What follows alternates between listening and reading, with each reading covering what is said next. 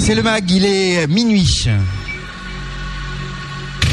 Synthèse sur le Grand Raid. Synthèse sur le Grand Raid. Heure après heure. C'est l'heure du MAG. C'est l'heure du MAG. Prudence Créole, assurément réunionnais. Voilà, effectivement, c'est l'heure du MAG. Alors, de quoi parlons-nous ? Eh bien, nous parlons de l'arrivée de Kéliane Jornet que nous attendons maintenant à plus ou moins long terme, 10, 15, 20 minutes. On verra, on suivra cela en tout cas avec grand intérêt. De vous rappeler donc ce fameux classement du top 10 provisoire bien sûr, hein, parce que les choses peuvent encore bouger, puisqu'il y a le chemin Ratinot où ils sont tous maintenant, ou quasiment tous, les 10 premiers en tous les cas. L'ordre de passage à la Rivière des Galets était Kéliane Jornet, Guyon Antoine, le jeune Arnaud, Claverie Eric, Klein Miko, Técher Terry, Le Sceau Christophe, Pasquio David, Nirlo Georges Eric, et à la 10e place Perrin Yannick, la première féminine. C'est Le Comte Émilie qui pointée, elle, à la 11e place. Alors, les écarts, ils étaient assez importants, hein, pour se rentrer dans le détail. Entre Kéliane Jornet et Guillaume Antoine, il y avait plus d'une heure qui les séparait. Entre le 3e et le premier, entre le jeune Arnaud et le premier Kéliane Jornet, il y avait 1h39 qui les séparait, 1h40 pour être rond. Et puis, entre le 4e Claverie Eric et Jornet Kéliane, il y avait 2h50, près de 3 heures de différence. C'est-à-dire que c'est plus une chenille, hein, c'est très étalé entre chacun des concurrents. 1 heure, 2 heures, 3 heures même, c'est colossal. C'est-à-dire qu'on est parti pour une très très longue nuit pour tenter de récupérer les 15 premiers. Cela va nous amener tranquillement vers les 4 heures du matin, puisque le premier n'est pas encore arrivé. Il est minuit et 2 minutes, et que ce que l'on peut retenir, c'est que déjà, on a sauté les 24 heures de course pour le premier, ce qui ne s'est jamais produit dans le Grand Raid. On aura confirmation avec notre ami Tidache qui est juste derrière. Et puis, pour revenir également sur ce classement, il y a également ceux qui sont non pas dans la détresse, mais qui sont derrière, qui ferment la marche.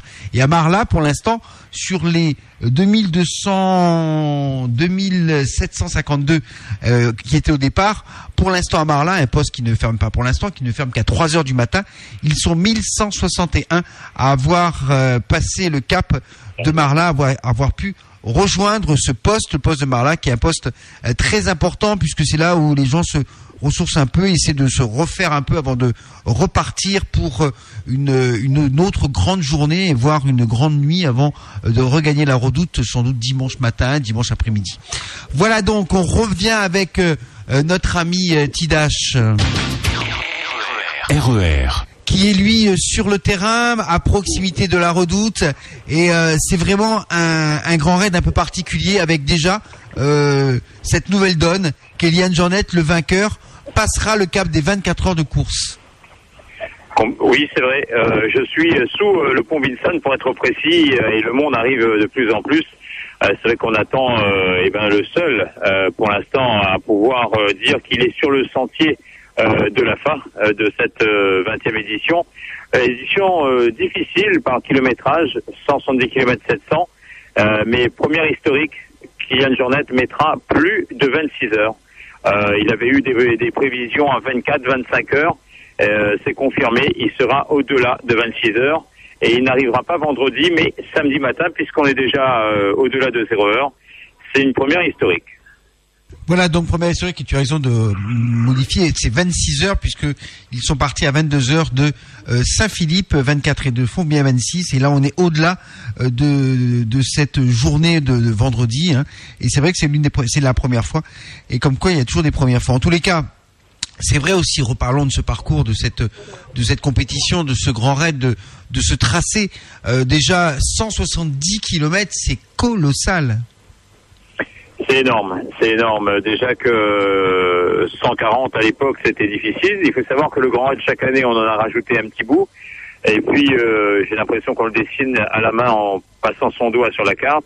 Mais à le faire, c'est vraiment compliqué, d'autant plus qu'ils ont choisi pour cette version un passage au niveau, bien sûr, du Maïdou, pour une redescente tout au long de l'île Atalcide, sans souci, redescendre encore dans la rivière des Galets, arriver pratiquement au niveau zéro de la mer, et remonter sentier Ratinot pour ensuite, encore une fois, redescendre. Enfin, vous avez compris, tous ces à-coups, on finit par avoir eu raison des plus sérieux clients. Effectivement, des plus sérieux clients. Alors, on parle là de la tête de la chenille.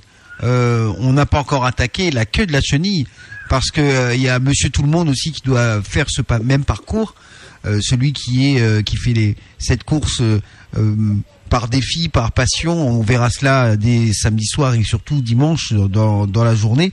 Et là, c'est vrai que on risque d'avoir aussi beaucoup d'abandon et de gens qui vont souffrir dans ces sentiers.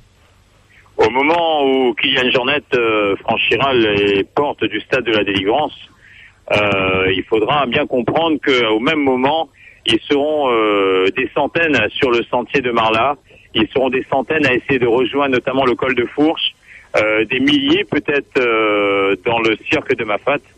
Vous avez compris, au moment où Kylian Jornet sera le seul à en avoir terminé, ils sont encore plus de, j'imagine, aux environs de 2000 en bavé. Et on compte là-dedans, dans notre effectif, on n'a pas encore pu souligner les abandons et on imagine qu'ils vont être nombreux. On imagine, et bien sûr qu'ils vont être nombreux. On verra cela effectivement en détail un peu plus tard, mais déjà pour avoir une indication, à Marla, 1161 coureurs ont rallié le poste de Marla, ce qui est encore une bonne moyenne. Ça fait à peu près la moitié des gens qui sont encore dans les sentiers. On peut imaginer que c'est au moins la moitié, puisque ils étaient 2752 au départ. Pour vous donner une indication, à Sillaos, ils étaient 2268, c'est déjà 500 de moins. Et là, ils sont 1161.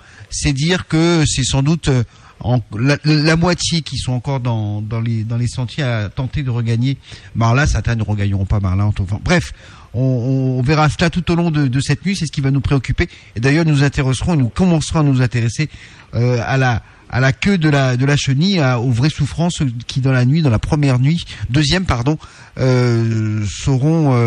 auront sans doute le courage ou la témérité de pouvoir regagner Marla. En tous les cas, Kylian Jornet n'est pas encore arrivé à la Redoute. Il a passé le poste de Colorado, ça c'est l'information, et c'est vrai qu'il va dessauter, comme dit Créole, les 26 heures de temps pour rallier la Redoute. Alors du côté de la Redoute, il y a déjà beaucoup de monde qui s'installe, ou alors c'est comme l'heure est tardive, est-ce que ça a freiné un petit peu les ardeurs? Les Réunionnais sont complètement amoureux de Kylian Jornet et il y a du monde malgré l'heure tardive. On avait pris des habitudes d'accueillir le premier aux alentours de 21h. Il est certes au-delà de minuit, mais les Réunionnais sont nombreux sous ce pont Vilsan, un honneur, un hommage qui vient rendre au premier du Grand Raid chaque année. Et cette année aussi, pour ce 20e anniversaire, la tradition est respectée tout simplement. Voilà, on referme ce mag et on se retrouve dans un instant dès lors que Kylian Jornet est à vue, et nous l'accompagnerons jusqu'à la Redoute, et après à la Redoute, on le laissera au grand public qui est présent ce soir. Avant cela, de faire la météo, cette météo qui part de 1h du matin, enfin de minuit jusqu'à 6h du matin, et c'est fait par le monsieur météo, le responsable du poste météo à La Réunion. On n'aura pas son nom, on le redira tout à l'heure. En tous les cas, météo, c'est sur RER. Le ciel est nuageux sur tout le parcours, avec des nuages élevés de haute altitude. Les températures sont fraîches au col du Taibit, froides au Piton Maïdo, et elle est de l'ordre de 22 degrés à la Possession, 24 degrés Celsius à la Redoute.